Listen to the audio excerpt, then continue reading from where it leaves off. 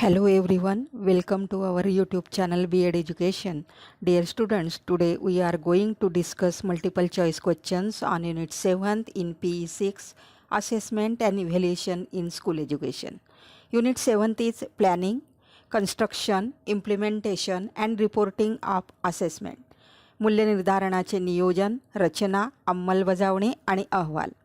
या प्रकरणात आपण अनुदेशनात्मक उद्दिष्टे, अध्ययन उद्दिष्टे आणि मूल्यनिर्धारणात्मक उद्दिष्टे यातील फरक, मूल्यनिर्धारणाचे स्वरूप आणि मार्ग, मौखिक, तोंडी चाचण्या, लेखी चाचण्या, पुस्तकासह परीक्षा, चाचणीची रचना आणि प्रशासनासाठी मार्गदर्शक तत्त्वे, विद्यार्थ्यांच्या कार्यमानाचे विश्लेषण आणि अन्वयार्थ, कार्यमान चाचण्यांची प्रक्रिया, यामध्ये शेकडेवारीचे गणन, केंद्रीय प्रवृत्तीची परिमाणे, आलेखात्मक सादरीकरण आणि कार्यमानाचा अन्वयार्थ, अध्यापन आणि अध्ययनात सुधारणा करण्यात प्रत्याभरणाची भूमिका या आशयावर आधारित बहुपर्यायी प्रश्नांवर आपण चर्चा करणार आहोत. प्रश्न पहिला, टिंबटिंब हे एक विधान आहे जे अनुदेशन पूर्ण केल्यावर अध्ययनकर्ता काय करण्यास सक्षम असेल त्याचे वर्णन करते. पर्याय अध्ययन उद्दिष्ट, पर्याय ब अनुदेशनात्मक उद्दिष्टे, पर्याय क मूल्यनिर्धारण, पर्याय ड पाठाचे उद्दिष्ट. Question 1, dash dash is a statement that will describe what the learner will be able to do after completing the instruction. Option A learning objective, option B instructional objective, option C assessment objective, option D lessons objective. आपण पहिल्या पर्यायाचा विचार करू. अध्ययन उद्दिष्ट म्हणजे विद्यार्थ्याने अनुदेशनाच्याद्वारे कोणते विशिष्ट ज्ञान, कौशल्ये, अभिवृत्ती संपादन केली आहे याची निष्पत्ती दर्शवणारे विधान होय. म्हणून पर्याय चुकीचा ठरतो. अनुदेशन ही अध्यापन प्रक्रियाच असते, पण तिची दोन वैशिष्ट्ये आहेत. एक म्हणजे अनुदेशन ही ध्येयप्रेरित अध्यापन प्रक्रिया असते. शिक्षणाचे ध्येय असताना वर्गाध्यापनानंतर नेमके काय साध्य करावयाचे आहे, विद्यार्थ्यांमध्ये कोणते बदल घडवून आणावयाचे आहेत याचा विचार अनुदेशनामध्ये केलेला असतो. आणि दुसरे वैशिष्ट्य म्हणजे अनुदेशन ही पूर्वनियोजित प्रक्रिया असते. विद्यार्थ्यांमध्ये बदल घडवून आणण्यासाठी कोणती अध्यापन पद्धती, तंत्रे, प्रतिमाने वापरावीत, आंतरक्रिया कशा साधाव्यात, आपल्याजवळील साधने, विद्यार्थ्यांची वैशिष्ट्ये यांचा पूर्वनियोजनामध्ये विचार केला जातो. अनुदेशनात्मक उद्दिष्टे हे एक विधान आहे जे अनुदेशन पूर्ण केल्यावर अध्ययनकर्ता काय करू शकेल याचे वर्णन करते. त्यामुळे पर्याय ब हा अचूक उत्तराचा पर्याय आहे. मूल्यनिर्धारणाची उद्दिष्टे विद्यार्थ्यांचे अध्ययन कोणत्या पातळीपर्यंत घडले आहे, तसेच शिक्षकाचे अध्यापन कितपत परिणामकारक ठरले आहे हे पाहण्यासाठी उपयुक्त ठरतात. म्हणून पर्याय क हा चुकीचा पर्याय ठरतो. पाठाची उद्दिष्टे हे विशिष्ट घटकाशी संबंधित असतात. अध्ययन उद्दिष्टे व अनुदेशनात्मक उद्दिष्टे साध्य करण्यासाठी पाठाची उद्दिष्टे प्राप्त करणे आवश्यक असते. त्यामुळे पर्याय ड सुद्धा चुकीच्या उत्तराचा पर्याय आहे. म्हणून पर्याय ब हा अचूक उत्तराचा पर्याय ठरतो. So here option B is correct option. प्रश्न दुसरा, तोंडी चाचण्यांचा अर्थ काय. पर्याय तोंडी परीक्षा ही बऱ्याच शाळा आणि विद्याशाखांमधील एक सराव आहे ज्यात परीक्षक विद्यार्थ्यास लेखी स्वरूपात प्रश्न विचारतो. पर्याय ब तोंडी चाचण्या म्हणजे अशा चाचण्या ज्यामध्ये एखादा प्रतिसाद, समाधान किंवा कार्यास प्रश्नाचे उत्तर देण्यासाठी शाब्दिक प्रतिसाद देणे आवश्यक असते. पर्याय क तोंडी चाचण्या म्हणजे अशा चाचण्या ज्या कागदावर किंवा संगणकावर दिल्या जातात. पर्याय ड वरीलपैकी एकही नाही. Question 2, what do you mean by oral test. Option A, the oral test is a practice in many schools and disciplines in which an examiner poses questions to the students in written form. Option B, the oral tests are those tests in which the response, solution or the task requires oral response to answer the question. Option C, the oral tests are the tests that are administered on a paper or on a computer. Option D, none of the above. लेखनाबरोबरच बोलणे ही संवादाची दोन मुख्य साधने आहेत. तोंडी परीक्षा हा शालेय परीक्षा पद्धतीचा अविभाज्य भाग आहे. हे लेखी परीक्षेचे पूरक साधन आहे. तोंडी परीक्षेचे स्वरूप विभिन्न विषय, वर्ग आणि परीक्षकांसाठी वेगवेगळे असते. ज्या विद्यार्थ्यांना अपंगत्वामुळे किंवा इतर कोणत्याही कारणामुळे लेखनात अडचण येते त्यांचे मौखिक चाचणीद्वारे मूल्यमापन केले जाऊ शकते. सर्व शिक्षक नेहमी पाठ शिकवताना शाब्दिक प्रश्नांचा वापर करतात. परीक्षार्थींच्या उत्तर देण्याच्या स्वरूपावरून तोंडी परीक्षेचे वर्गीकरण 2 गटात केले जाते. मौखिक तोंडी उत्तर परीक्षण म्हणजेच ओरल रिस्पॉन्स टेस्ट आणि दुसरा प्रकार म्हणजे लिखित उत्तर परीक्षा रिटन रिस्पॉन्स टेस्ट. मौखिक उत्तर परीक्षेत परीक्षक तोंडी प्रश्न विचारतो व विद्यार्थ्याला तोंडीच उत्तर द्यावयाचे असते. लिखित किंवा लेखी उत्तर परीक्षेत विद्यार्थ्यांना तोंडी प्रश्न विचारताच तसेच विद्यार्थ्यांना त्या प्रश्नांची उत्तरे लिहून द्यावयाची असतात. ही परीक्षा तोंडी परीक्षा आणि लेखी परीक्षा यांच्या दरम्यान कुठेतरी स्थित आहे, त्यामुळे पर्याय चुकीचा ठरतो. तोंडी चाचणी ही परीक्षा आणि परीक्षार्थी यांच्या समोरासमोर प्रश्न उत्तरे देणारी प्रक्रिया आहे. तोंडी चाचण्या म्हणजे अशा चाचण्या ज्यात परीक्षक तोंडी विचारलेल्या प्रश्नांचा प्रतिसाद किंवा समाधान किंवा कार्यास प्रश्नाचे उत्तर देण्यासाठी शाब्दिक प्रतिसाद देणे आवश्यक असते. म्हणून पर्याय ब हा अचूक उत्तराचा पर्याय आहे. ज्या चाचण्या कागदावर किंवा संगणकावर दिल्या जातात त्यांना लेखी चाचण्या म्हणतात आणि त्यामुळे पर्याय क चुकीचा ठरतो. पर्याय ड हा अचूक उत्तराचा पर्याय असूच शकत नाही, कारण येथे पर्याय ब हा अचूक उत्तराचा पर्याय आहे. So option B is correct option. प्रश्न तिसरा, तोंडी चाचण्या कोणासाठी अधिक प्रभावी आहेत? पर्याय भाषिक क्षमता असलेल्या विद्यार्थ्यांसाठी, पर्याय ब निरक्षरांसाठी, पर्याय क मोठ्या व्यक्तींसाठी, पर्याय ड लाजाळू आणि लहान मुलांसाठी. Question number 3, for whom are the oral test more effective?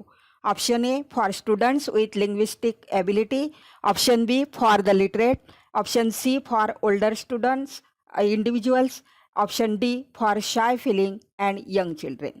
तोंडी चाचण्या भाषिक अक्षमता असलेल्या विद्यार्थ्यांसाठी, निरक्षरांसाठी आणि लाजाळू आणि लहान मुलांसाठी वापरल्यास सर्वात मौल्यवान असल्याचे सिद्ध झालेले आहे आणि त्यामुळे पर्याय अ, ब व क हे तीनही पर्याय चुकीचे ठरतात. पर्याय ड हा अचूक उत्तराचा पर्याय आहे. So here option D is correct option. प्रश्न चौथा, निबंधात्मक परीक्षेचा सर्वात महत्त्वाचा उपयोग म्हणजे टिंबटिंब.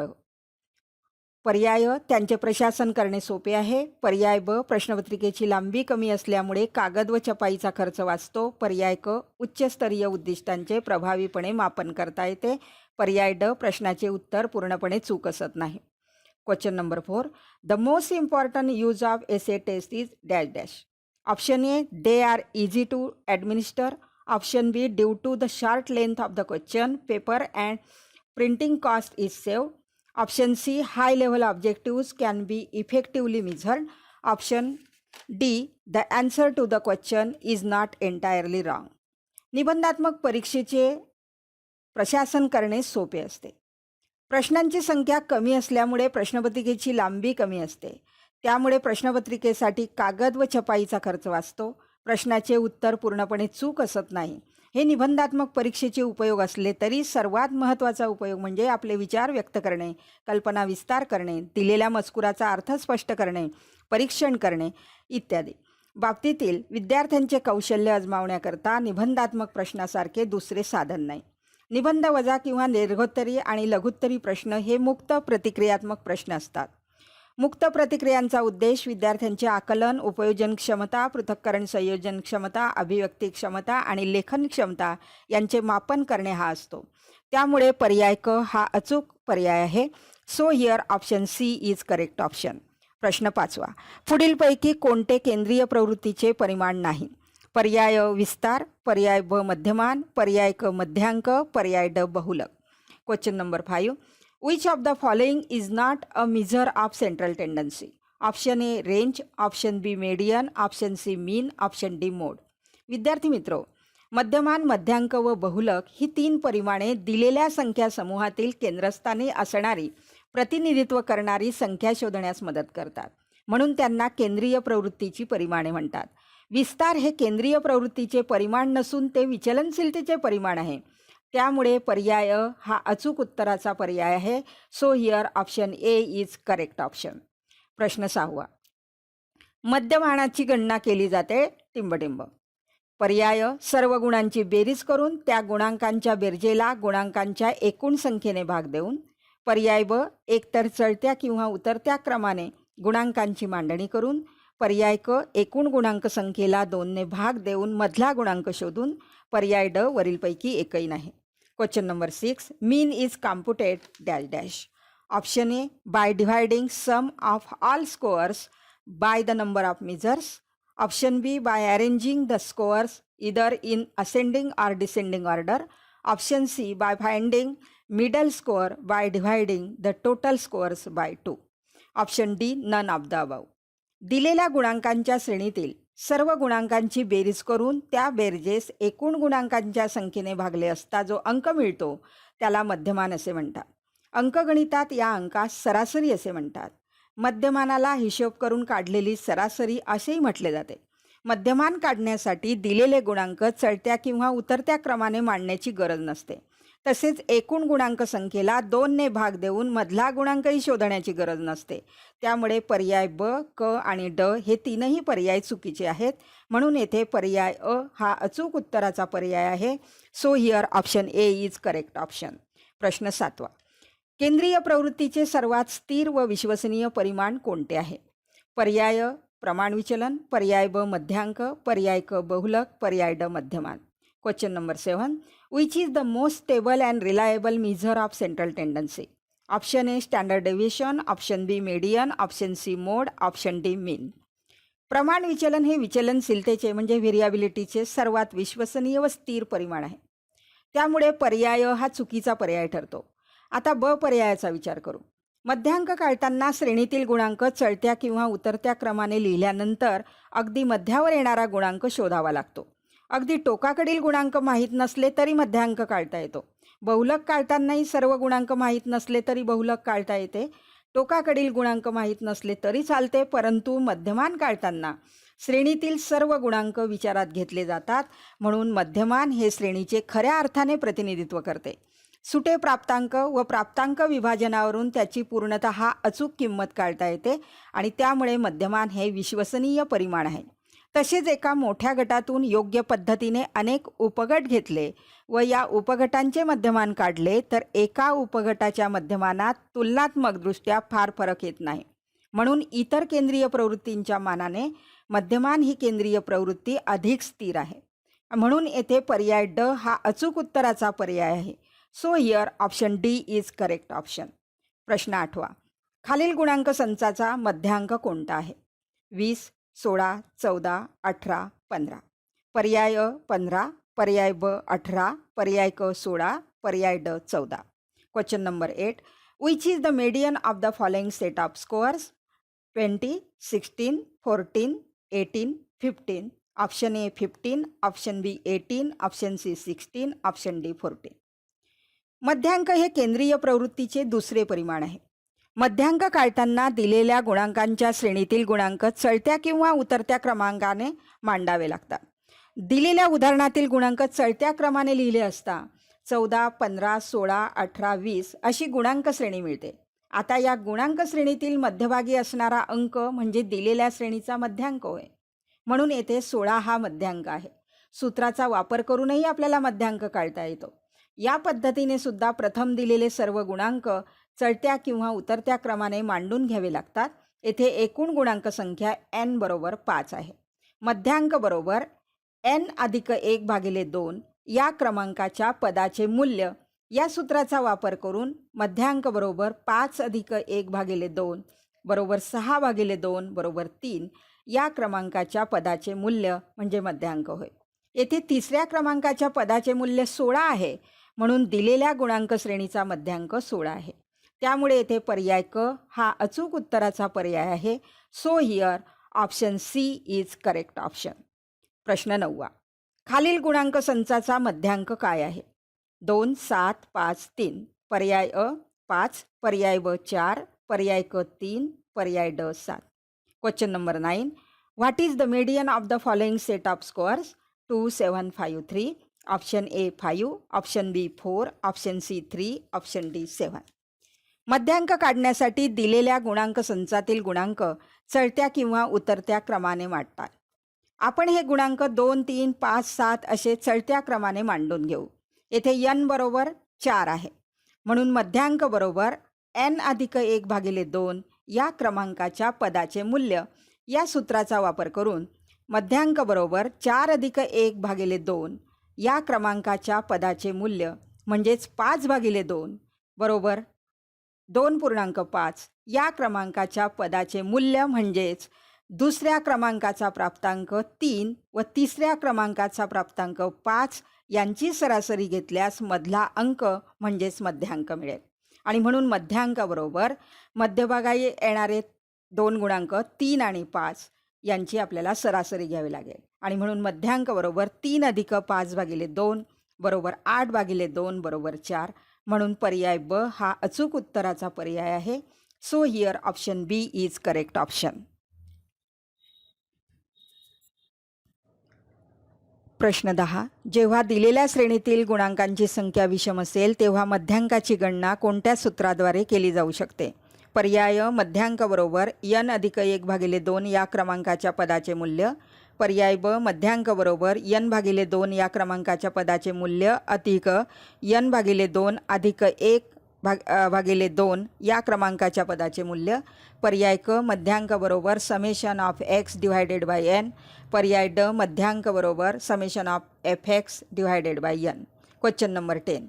When the scores in a given series are odd, then the median can be calculated by which formula?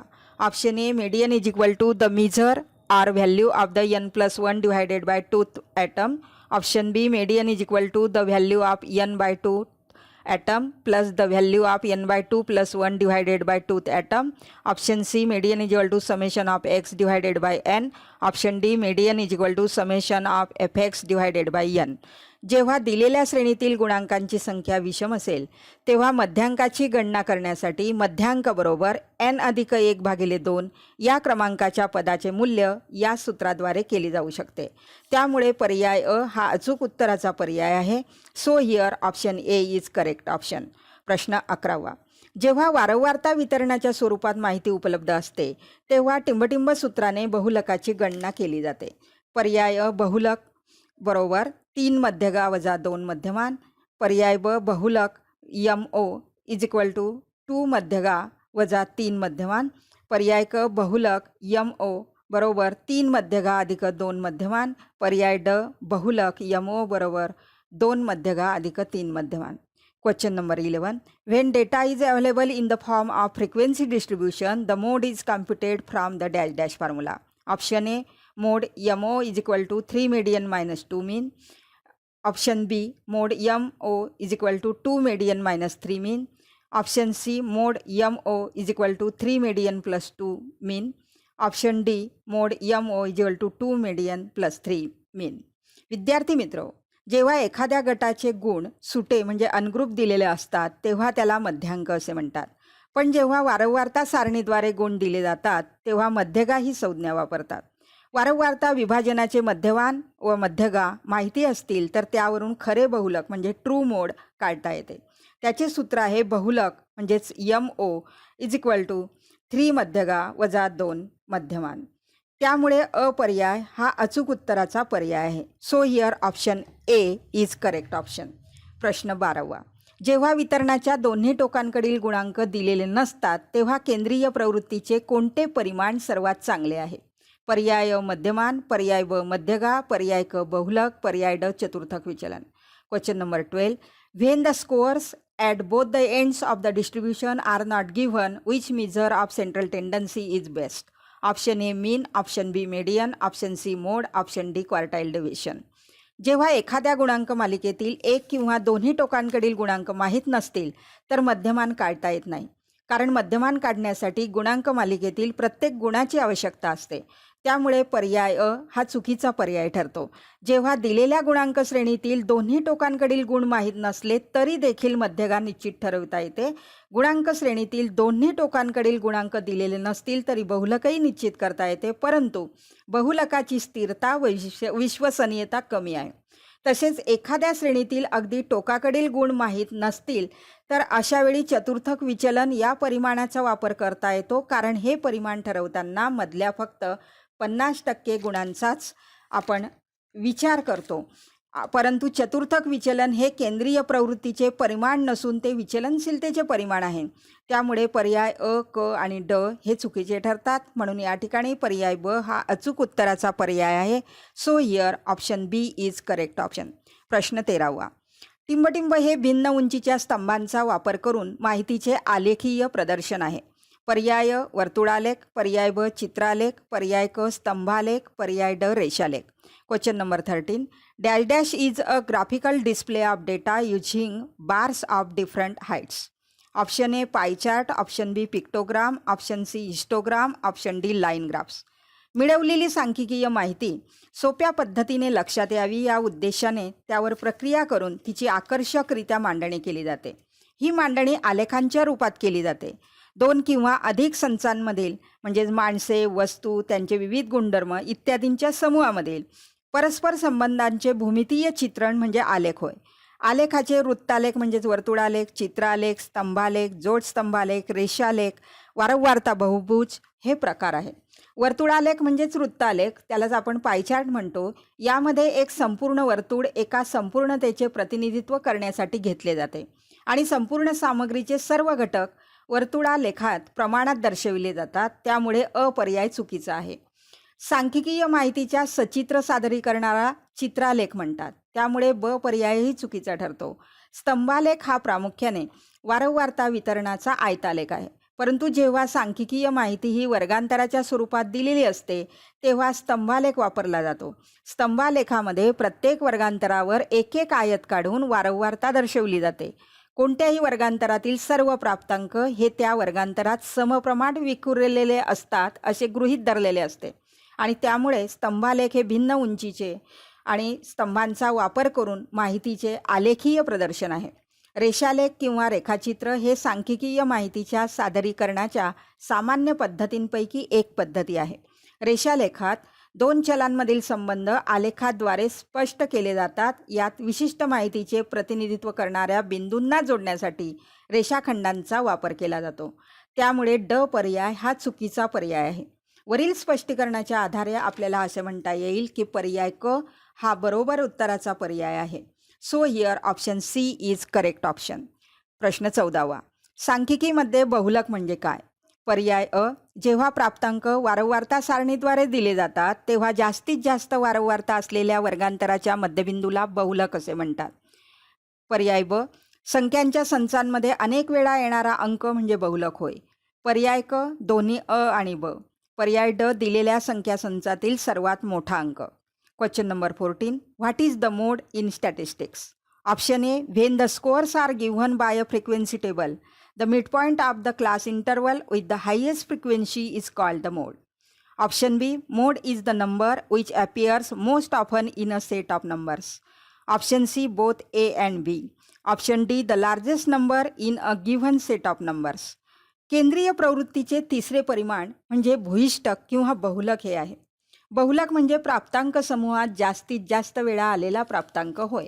उदाहरणार्थ 7, 8, 14, 11, 13, 15, 11, 11, 19, 22, 11 या गुणांक मालिकेमध्ये 11 हा गुणांक 4 वेळा आलेला आहे. या गुणांकाच्या सहाय्याने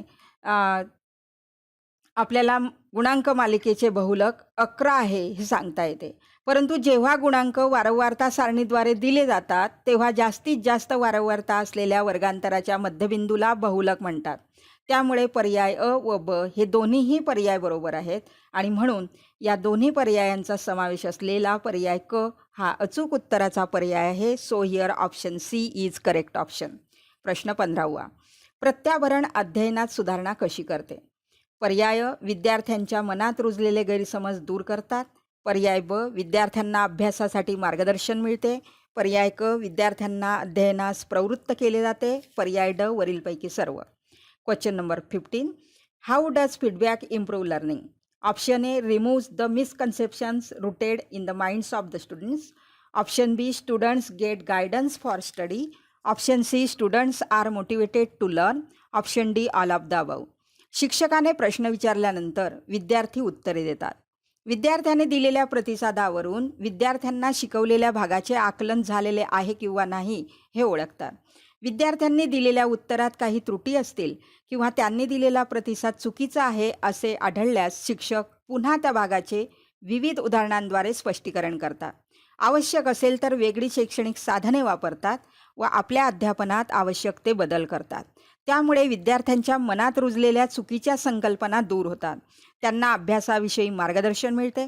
विद्यार्थ्यांना वेळोवेळी मार्गदर्शन मिळते, सकारात्मक शेरे मिळतात आणि त्यामुळे विद्यार्थ्यांना शिकण्याची प्रेरणा मिळते व त्यांना अध्ययनास प्रवृत्त केले जाते. त्यामुळे या ठिकाणी पर्याय अ, ब आणि क हे तीनही पर्याय बरोबर उत्तराचे पर्याय आहेत.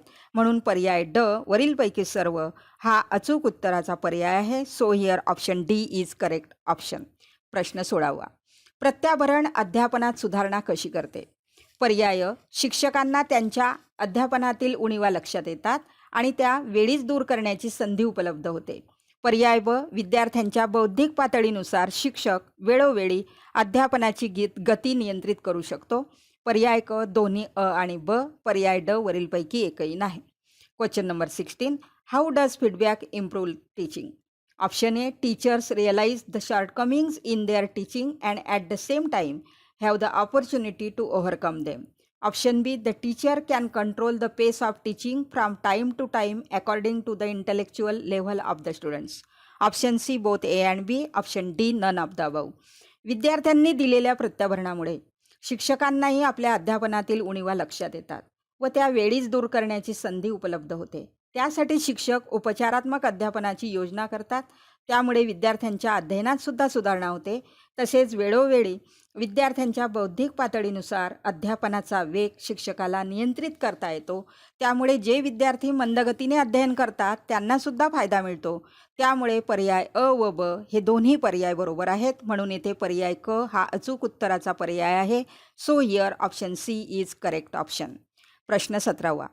विद्यार्थ्यांच्या विकास प्रक्रियेचे मूल्यमापन करताना विशिष्ट अभ्यासक्रम व पाठ्यक्रमानुसार निश्चित करण्यात आलेली पाठ्यपुस्तके डॅश डॅश वापरण्याची विद्यार्थ्यांना परवानगी देऊन विशिष्ट उद्दिष्ट प्राप्तीसाठी घेण्यात आलेली लेखी किंवा तोंडी परीक्षा म्हणजे पुस्तकासह परीक्षा होय. पर्याय अ मार्गदर्शिका. पर्याय ब तयार उत्तरे असलेली पुस्तके. पर्याय क तयार नोट्स. पर्याय ड संदर्भ पुस्तक किंवा तत्सम अध्ययन साहित्य. Question number 17. Open book examination is a written or oral examination conducted to achieve a specific objective by allowing students to use prescribed textbooks for a particular curriculum and syllabus dash dash while evaluating the student development process. Option A, guide. Option B, books with prepared answers. Option C, prepared notes. Option D, reference book or material. विद्यार्थ्यांच्या विकास प्रक्रियेचे मूल्यमापन करताना विशिष्ट अभ्यासक्रम व पाठ्यक्रमानुसार निश्चित करण्यात आलेली पाठ्यपुस्तके, संदर्भ साहित्य आणि तत्सम अध्ययन साहित्य वापरण्याची विद्यार्थ्यांना परवानगी देऊन विशिष्ट उद्दिष्ट प्राप्तीसाठी घेण्यात आलेली लेखी किंवा तोंडी परीक्षा म्हणजे पुस्तकासह परीक्षा होय. पुस्तकासह परीक्षा या मुक्त पुस्तक परीक्षा, खुले पुस्तक परीक्षा किंवा पुस्तकासह चाचणी अशा विविध नावांनी प्रचलित आहेत. या परीक्षेत मार्गदर्शिका, तयार उत्तरे असलेली पुस्तके किंवा तयार नोट्स इत्यादी साहित्य वापरण्याची परवानगी नसते. कॅल्क्युलेटर तसेच मसुदा तयार करण्यासाठी लागणाऱ्या साधनांची तयारी यांचा वापर विद्यार्थी करू शकतो. संदर्भ पुस्तके किंवा तत्सम अध्ययन साहित्य वापरण्याची विद्यार्थ्यांना परवानगी दिली जाते आणि विशिष्ट उद्दिष्ट प्राप्तीसाठी लेखी किंवा तोंडी परीक्षा घेतली जाते आणि त्यामुळे पर्याय ड हा अचूक उत्तराचा पर्याय आहे. So here option D is correct option. विद्यार्थी मित्रो, या ठिकाणी आपण 17 बहुपर्यायी प्रश्नांची चर्चा केलेली आहे. आशयाचे अध्ययन होण्यास व परीक्षेची तयारी होण्यासाठी आपल्याला या बहुपर्यायी प्रश्नांविषयी केलेल्या स्पष्टीकरणाचा नक्कीच उपयोग होईल. आपल्याला हा व्हिडिओ आवडला असेल तर लाईक करा, कमेंट करा आणि हो, B.Ed education YouTube channel subscribe करायला विसरू नका. नक्की सबस्क्राईब करा आणि पुढील अपडेट्ससाठी बेल आयकॉनवर क्लिक करा. धन्यवाद.